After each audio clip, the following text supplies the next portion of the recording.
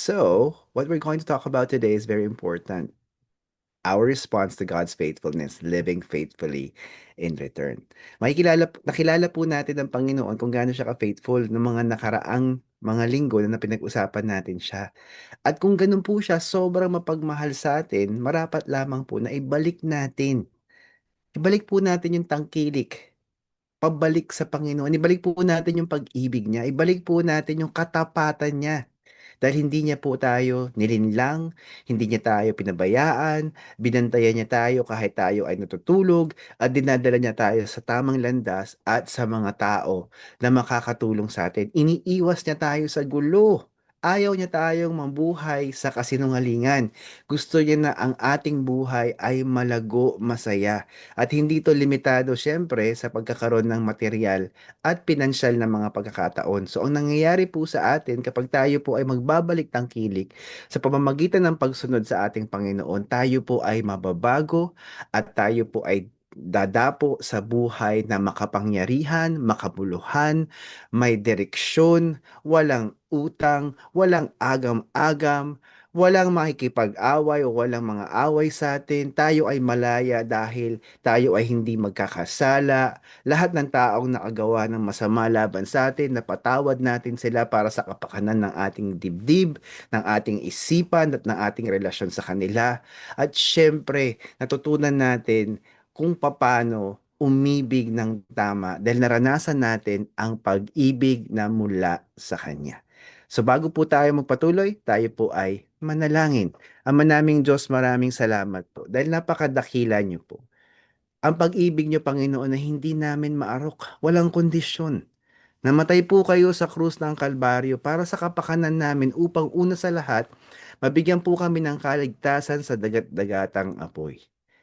At higit, Panginoon, sa kaligtasan na ito, Panginoon, habang kami po ay nabubuhay sa mundong ito, nais nyo kami na magkaroon ng kagalakang hindi mananakaw, magkaroon ng pag-ibig na walang kondisyon, magkaroon ng kapayapaan na hindi maarok ng aming pagiging tao at nalalagpasan ang mga pang-unawa namin dahil itong kapayapaan na to ay hindi, Lord God, nawawala sa aming presensya. Ito ay nasa tabi namin, nasa harapan namin, nakapaligid sa amin. At syempre, O Diyos, binigyan niyo po kami ng talino.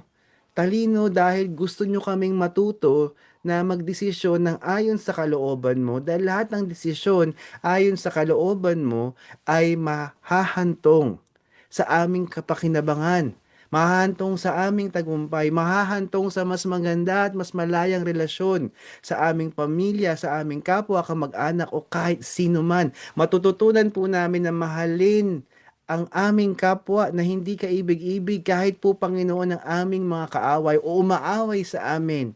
Bibigyan niyo kami Panginoon ng puso na mapagmahal at mapagpatawad sa kanila. At ipapanalangin namin, Panginoon, ang mga taong ito. Grabe po, Panginoon, ang lahat ng ginawa niyo sa amin. Naway sa araw na ito, maarok namin, maunawaan namin, maiukit namin sa aming puso kung gaano ka kabuti, kung gaano ka umiibig sa amin ng walang kondisyon. At syempre, kung kami ay magpapatuloy, Panginoon, sa aming kasalanan, kami po, Panginoon, ay yung papatawad ng kaparusahan. Ito po ang dalangin namin sa ngalan ni Jesus. Amen. So pag-usapan po natin ang sinabi ni Prophet Moses in the book of Deuteronomy. And this is very important to understand kung ano po talaga ang dapat nating gawin para maibalik natin sa Panginoon ang pag-ibig niya. Sabi po ni Prophet Moses sa Israelites habang sila ay nasa wilderness, malapit na po silang mag-cross sa Jordan River towards the promised land. At ang kanilang kaharap doon ay ang Jericho, the walled city. Sabi po dyan sa verse 9, kung maaari po kayong tumayo wherever you are, it's appropriate, stand up with me at basahin po natin ang salita ng Diyos sabay-sabay. So I'm reading from the NIV version. Sabi po rito, therefore, know that the Lord your God, He is God, the faithful God who keeps covenant and mercy for 1,000 generations with those who love Him and keep His commandments. And He repays those who hate Him to their face to destroy them. He will not be slack with him who hates him. He will repay him to his face. Therefore, you shall keep the commandment, the statutes, and the judgments which I command you today to observe them. And may the Lord add blessing and revelation, wisdom and understanding to the reading of His mighty word. So, ang ganda po ng sinabi ni Moses. At ang utos na po na ito ay mula sa kaibuturan ng puso ni Moses dahil alam niya kung ano ang mangyayari sa isang tao na hindi susunod sa Panginoon. At alam niya anong mangyayari sa isang tao na susunod sa Diyos. Kaya nga po, pag binasa natin ang Deuteronomy 28, makikita po natin yung pagpapala sa pagsunod. Sino nga ba ang tatay sa ating kapaligiran na gusto niya ang kanyang anak ay pasaway? Meron po bang ganun tatay dito?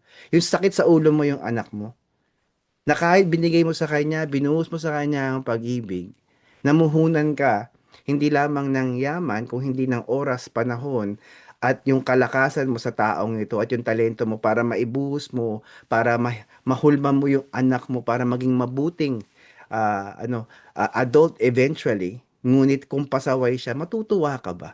Kung siya ay magkakaroon ng bisyo, matutuwa ka ba? Kung siya ay magiging babaero, matutuwa ka ba kung siya ay lalaki? Matutuwa ka ba kung ang mga anak mo ay tatarak sa iyong puso dahil sa kanilang kawalangian? Hindi, di ba? At ang matinong anak na nakita niya sa kanyang magulang ang pag-ibig, pag-aaruga, yung pagpaypay habang brown out, yung pagsaway sa mga langaw o lamok na may dengue. Hindi ko alam kung langaw o lamok ang may dala ng dengue. Yung babantayan ka habang ikaw ay umaapoy sa lagnat at naglalagay ng wet cloth sa noo mo. Ang matinong anak na nakaranas ng pag-ibig sa kanyang mga magulang, ibabalik niya to sa kanyang magulang. At sa panahon ng pangangailangan ng kanyang magulang, tutulungan niya ang kanyang mga magulang, aalagaan niya ang kanyang mga magulang, hindi niya dadalhin yan sa aged care. Dahil yun yung tamang pagtangkilik ng isang mapagmahal at matinong anak, pabalik sa kanyang mapagmahal at matinong mga magulang. Binigay po ng Panginoon sa atin ang kanyang buhay. Habang tayo ay makasalanan, Christ died for us. The power of the resurrection, kapag naunawaan po natin dahil alam natin na tapat ang Panginoon, ang kapangyarihan po ng resurrection, ibig sabihin po ito yung pagbabago natin. Pagbabago natin para maging mabuti tayong nilalang. Pagbabago natin para tayo ay marunong makibagay sa kapwa. Ay yung pagbabago natin na kaya natin sabihin, hindi, mali, hindi mo ko madadala sa mga nais mong gawin ko na alam kong hindi dapat. Yung kapangyarihan mo na tumanggi sa bagay na mali, makasalanan, hindi makabuluhan. Yung kaya mong magpagal, mag-spend ng time para matulungan ng kapwa mo. Yan ang mga traits na tinuturo sa atin ng Panginoon. Lalo na sa panahon ng kalakasan mo, tutulungan mo yung mga mahihina. Sa panahon ng kayamanan mo, tutulungan mo yung mga wala. Sa panahon na merong dumadaan sa hirap at hinagpis, maari dahil sila ay nabetray o namatayan ng kanilang mahal sa buhay, na andun ka para tulungan siya. Ganun ang Panginoon sa atin. Kahit tayo ay tulog, minamanmanan niya tayo dahil tayo ay kanyang mga anak, dahil tinanggap natin siya bilang Diyos at tagapagligtas. Kung babalikan po natin ang history ng Israelites during the time of the wilderness, hindi nasira ang kanilang sandals, hindi na luma ang kanilang damit. Ang Panginoon, pinakain sila ng manna from heaven while they were in the wilderness. Binigyan sila ng tubig mula sa bato. Binantayan sila ng Panginoon, a pillar of cloud in the morning, in the daytime, and a fire at night. Ganun po tayo kamahal ng Panginoon. Anong pipigil sa'yo? Ba't ayaw mo magsimba? Ayaw mong sumamba? Ayaw mong makibagay sa mga taong matino na Kristiyano na nagnanais sila na ikaw makilala mo si Jesus bilang Diyos at tagapagligtas kung hindi mo pa nakikilala siya at tinatanggap sa buhay mo? Bakit iiwas ka sa mga tao na Kristiyano na iniisip yung kapakanan mo at iniisip mo na maaring hindi magandang impluwensya ang mga Kristiyanong sumasamba sa Diyos ng Biblia? Bakit? Dahil hindi natin kilala ang Panginoon. Hindi natin siya sinusunod. Sabihin pa ng mga kausap ko dati, wala naman kaming ginagawang masama. Hindi nga kami pumapatay kahit ng ilang gamat ipis. Yan po ay tinatawag na spiritual richness. Yan po yung tinatawag na self-righteousness. Kasalanan po na maniwala tayo na ang ginagawa natin ay sapat na at wala tayong kasalanan. Anong sabi ng Panginoon? If you believe that you do not sin, you deceive yourselves. And you prove that God is a liar. Ang sabi po ng Biblia, for the wages of sin, one sin is death. But the gift of God is eternal life in Christ Jesus, our Lord. In the book of Romans. Kailangan natin ang Panginoon. Sige po, sa mga hindi tumanggap sa Panginoon bilang Diyos at tagapagligtas. Sige po sa mga taong hindi nananambahan, sa mga Kristiyano ngayon na nalayo sa Panginoon. Bakit hindi natin tingnan yung buhay natin? Bakit hindi natin suriin anong laman ng utak natin? Saan natin ginagamit yung ating panahon? Saan natin ginagamit yung talento natin? Sino yung mga taong pinalibutan natin sa atin? You know, the people that are very close to you. Who are the people that you have chosen to surround you? Anong klaseng katangian sila? Mga sinungaling ba sila? Mga chismoso ba sila? Mga makasarili ba sila? Dinadala ka ba sa bisyo? Tinuturuan ka bang magalit sa asawa mo? Tinuturuan ka ba? Napabayaan mo na walang disiplina ang mga anak mo? Ano po ang tamang dapat response natin sa Panginoon na sobra at sukdulan ng pag-ibig? Di po ba, kung babalik ako doon sa illustration ko kanina, kung matino ang ating magulang at matino tayo bilang mga anak, di po ba mamahalin natin ang ating mga magulang? Di po ba ang sarap kung matutunghayan mo isang adult na child, tatanungin ng kanyang magulang, Ma, Pa, ano po ba ang kailangan nyo na andito kami para tumulong? At ang isang mapagmahal na magulang, hindi niya kikikilan ang kanyang mga anak. Hindi niya kukonsensyahin ang mga anak niya na suportahan sila dahil ang matinong magulang, handa sila sa kanilang retirement kung sila ay tutungo sa retirement.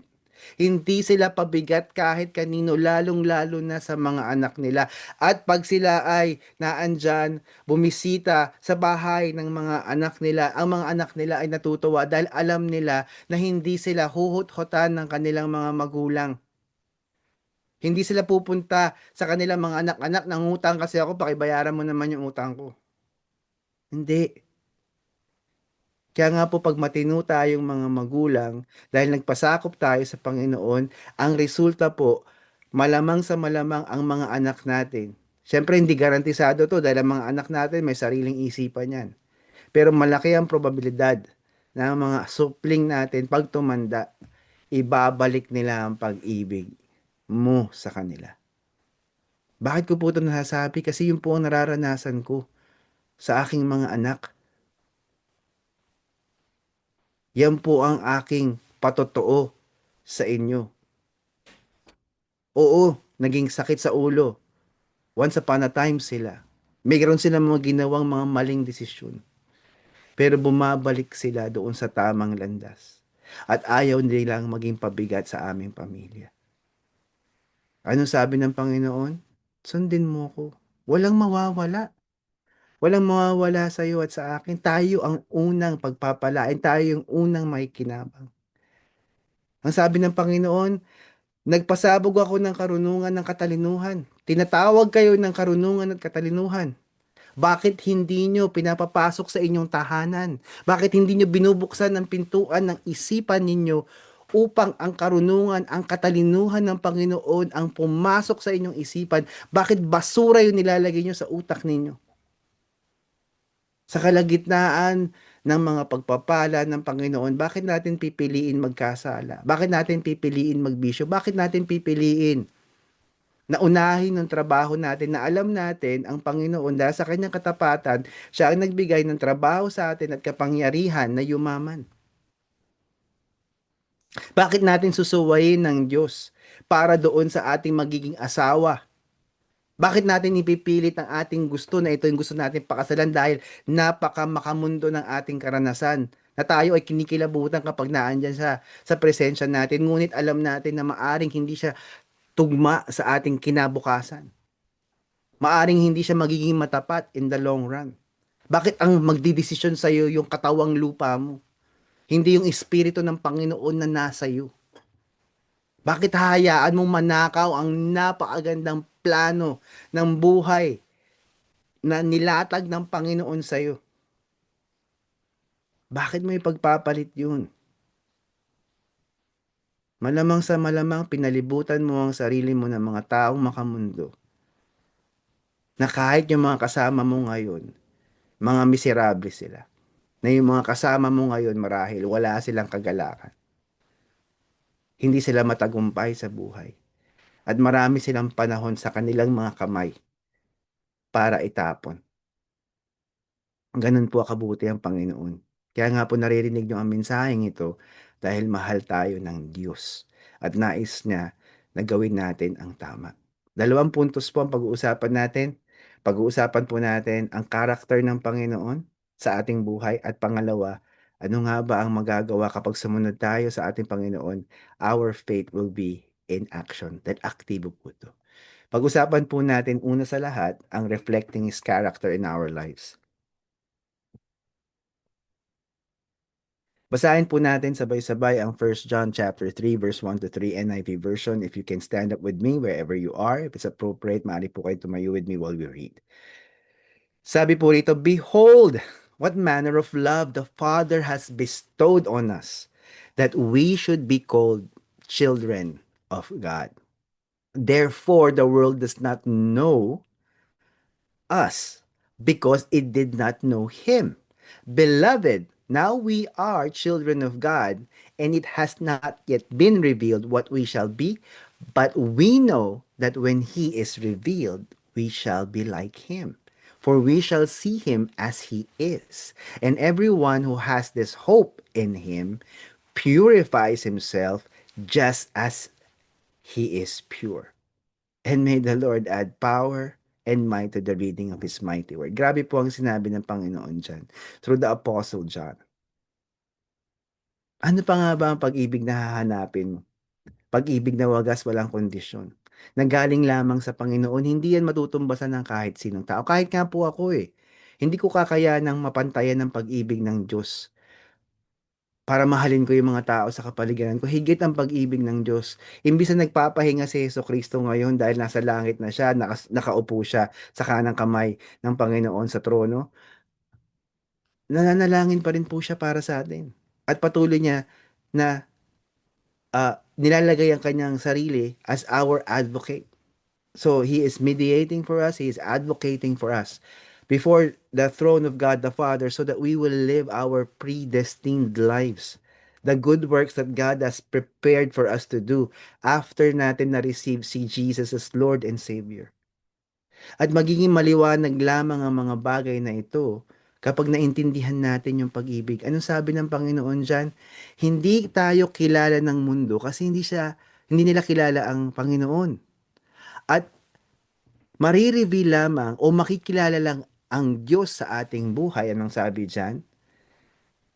Kapag nakita ng mga tao, nakawangis tayo ng Panginoon. Dahil tayo yung representative ng Panginoon. At makikilala ng mga tao ang Panginoon hindi dahil lamang sa sinasabi natin, kung hindi paano tayo namumuhay. Kaya nga po ng mga panahon ni Apostle John, kaya nga po maraming na-convert to Christianity kasi handa pong magpakamartir ang mga kapatiran nung araw. Nilalagay nila ang buhay nila sa alanganin. At itong ehemplo na to ay yumanig sa napakaraming tao. Dahil nagtataka sila, bakit itong mga taong ito handang mamatay para sa Diyos na kanilang sinasamba? Handa sila na ilagay sa alanganin ng kanilang buhay. Dahil itong mga taong ito, nakilala nila ang Panginoon, at dahil sa kanila nakilala ang Panginoon ng mga tao sa kanilang kapaligiran, dahil naging kawangis nila si Jesus. Kung paano sila umibig, kung paano sila magsalita, kung paano sila nanahimik sa kalagitnaan ng lack of justice. Dahil nga po sila ay pinaratangan ng mga bagay na hindi totoo at pinarusahan sila in spite ng kanilang kabutihan, in spite ng kanilang ginawa or despite ng kanilang ginawa sa kanilang komunidad, tumulong sa mga widow, tumulong sa mga orphans. At dahil sa kanilang pananampalataya, kinitil pa rin sila ng gobyerno ng mga panahon na yon. Dahil galit ang gobyerno ng panahon na yon sa mga totoong Kristiyano. Pinapako sa krus, sinusunog sa krus, sa gabi para yun ang kanilang liwanag sa kalye. Pinapahirapan, pinapatay, pinapalapa sa leon. Ngunit ang mga taong ito, they did not renounce their faith because God was revealed through them. Na-imagine niyo po ba kapag naging kawangis natin ng Panginoon? Anong klaseng mga salita ang lalabas sa ating bibig? May ginawang kalokohan, let's say, ang iyong asawa. May karapatan kang magwala. May karapatan kang murahin ang asawa mo. May karapatan kang saktan ng asawa mo. Hindi pa siya humihingi ng tawad. Marahil ang lalabas sa iyong bibig, pinapatawad kita. Hindi mo tutungtungan yung pagkakamali ng asawa mo. Ang pag-ibig ng Panginoon ang lulutang doon sa sitwasyon. Dahil nakikita nila ang Panginoon sa iyo. Sila ay maniniwala sa Diyos na makapangyarihan sa lahat. Dahil yun po ang sinasabi ng Panginoon, imitate me. At ganoon din sinabi ni Paul, imitate me. And when we become Christ-like, imagine what could that be. Hindi ka na mangungutang. Hindi ka na mag-aaksaya ng panahon. Hindi mo sasayangin yung talento mo. Paghuhusayan mo. Maaawa ka dun sa mga tao na walang tatay o walang nanay. Maaawa ka dun sa mga tao na may mga magulang ngunit pinapabayaan sila. Dahil nakatingin ka na palabas katulad ni Kristo. Hindi ka na mahilig manalamin. Metaphorically speaking, hindi na parating sarili mo ang iniisip mo. Gusto kong magpahinga, diba? Gusto kong mag-Jollibee, gusto kong magbakasyon, mag-picture-picture, pakita sa social media ko. Hindi na yun ang priority mo. Ang priority mo, tumulong sa kapwa mo. Ang priority mo, makita ng mga tao si Jesus habang tinutulungan mo sila. Dahil yun yung pinakamagandang maari mong magawa. Alam niyo po, kapag naririnig ko sa mga kaibigan ko na, ano, para nakikita ko sa anak mo kung sino ka. Yung mabuting side, of course. Siyempre, may masamang side din ako. Nakakatuwa na sinasabi nila, medyo kawangis mo ang iyong anak pagdating sa ugali o diskarte. Yung mabuting ugali at diskarte mo. Nakakataba ng puso. At ang Diyos na papagmahal, kung mapapansin ng mga tao, parang si Kristo na to mag-isip at magsalita at kumilos. Natutuwa po ang Panginoon sa langit.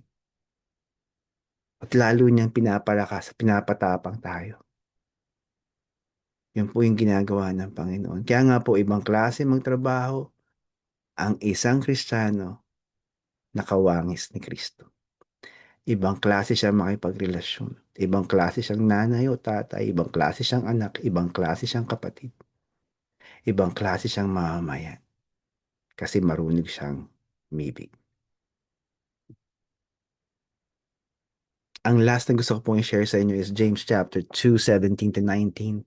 Kapag tayo po ay nagbabalik tangkilik sa ating Panginoon, our faith is active and in action. Basahin po natin sabay-sabay. Kung maaari po kayong tumayo with me, that will be great. James chapter 2:17 to 19 in the NIV version says, "Thus also faith by itself, if it does not have works, is dead. But someone will say, 'You have faith, and I have works. Show me your faith without your works, and I will show you my faith by my works. You believe that there is one God. You do well. Even the demons believe and tremble." Hallelujah. Yan po ang totoo. Kapag tayo po ay marunong magbalik ng kilik sa Panginoon, kitang-kita po ng mga tao sa kapaligiran natin ang ating pananampalataya. Ang laman ng bibig natin, si Jesus. Anong ginawa ni Jesus sa ating buhay? Hindi tayo naiilang na pag-usapan ang pangalan ni Jesus at i-integrate natin sa ating conversation. Ang ating desisyon, ang ating pamumuhay, ang ating pagmamaneho, walang road rager na Kristiyano, nakawangis ni Kristo. Kalmado magmaneho kahit maraming kamote rider sa kanyang kapaligiran. Dahil nasa kanya ang pag-ibig ng Panginoon.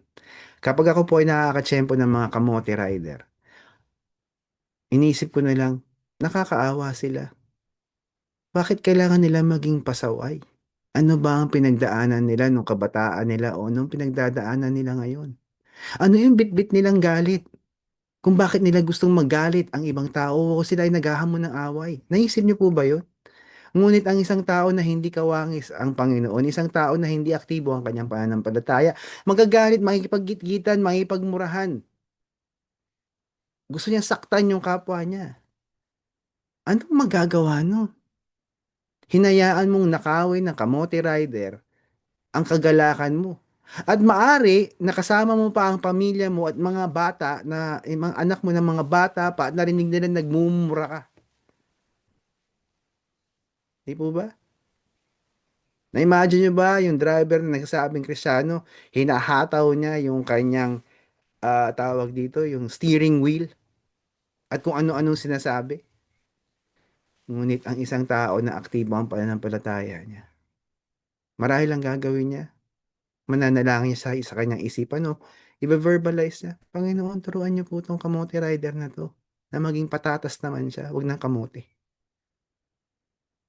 And that's something that else that's going to happen sa buhay mo because you learn to understand yung mga tao sa kapaligiran mo from the perspective of God. Because God wants them to be saved.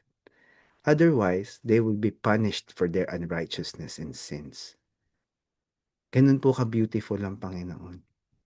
Ganun po kasarap magpasakop sa Kanya. Ano nga ba ang mawawala sa iyo kung magsisimba ka? Ano nga ba ang mawawala sa iyo kung ikaw ay mananalangin araw-araw? Wala. Walang mawawala. Makakatulog ka ng mahimbing, magkakaroon ka ng maayos na buhay. Tayo po ay yumuko at manalangin. Sa mga kasama natin sa umagang ito na hindi pa nakakatanggap kay Jesus bilang Diyos at tagapagligtas, nais ko po kayong anyayahan. 3 hakbang ang inyong kailangang gawin upang matanggap niyo siya bilang Diyos at tagapagligtas at maranasan niyo ang kanyang pagiging tapat at pag-ibig bilang Diyos. Habang ikaw ay nananalangin at nakayuko, maring nananalangin ka sa isipan mo, nananalangin ka verbally, that's fine.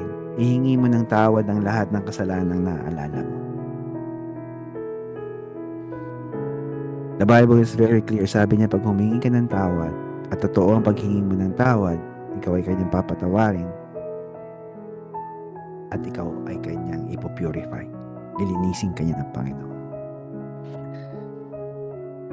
Kalawang hakbang, magpasalamat ka kay siya ang dahilan ng iyong kaligtasan. Siya ang daan, katotohanan at buhay. At ang huling hakbang, kailangan mong ulitin ang panalangin ito at kailangan mong bigkasin ang mga katagang ito. Ulitin mo lamang.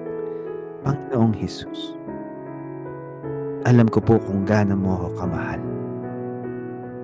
Alam ko po na ang kabutihan para sa akin ang nais mo. At gusto niyo pong iparana sa akin ang iyong pag-ibig at katapatan. Manahan ka po sa aking puso, sa aking isipan, bilang Diyos at tagapagligtas ng buhay ko. Amen. Amen. Pwede kang dumilat panandalian. Kung ikaw ay nakaranas ng pagbabago para pagkatapos mong manalangin, maaring ngayon, agad-agad, o maaring bukas, maaring mamaya, o maaring sa susunod na mga araw, ikaw ay nagkaroon ng pagkauhaw sa salita ng Diyos, hindi ka makapagsinungaling. Masakit sa iyong bibig ang magsabi ng mga bagay na mali. Nagnanais ka ng manalangin at magbasa ng Biblia, malamang ikaw ay totoong ligtas na. Kapag namatay ikaw sa iyong katawang lupa, ang iyong kaluluwa ay pupunta sa langit. Pero higit diyan, habang ikaw ay nasa mundo ito, ikaw ay mababago. Magiging makapangyarihan ang ehemplo mo. At maraming tao rin ang makakakilala kay Jesus dahil sa iyo. Hallelujah. Nais ko pong ipanalangin ng mga kapatiran sa oras na ito kung nakalimutan na natin magbalik ng tangkilik sa ating Diyos. Inaanyayahan kita na maalala mo na ikaw ay ligtas na. Na ikaw ay pupunta sa paraiso kapag namatay ka sa iyong lupang katawan. Hindi ba sapat na dahilan yon para sundin mo ang ating Panginoon? Sa mga kapatiran kung maaring nakalimot sa katapatan ng Diyos, hindi ba sapat ang mga pagkakataon na ikaw ay kanyang sinalba, ikaw ay kanyang iniwas sa kaguluhan, sa delubyo sa buhay? Inaanyayahan kitang manumbalik sa presensya ng Panginoon at yakapin ang kanyang katapatan. Hallelujah.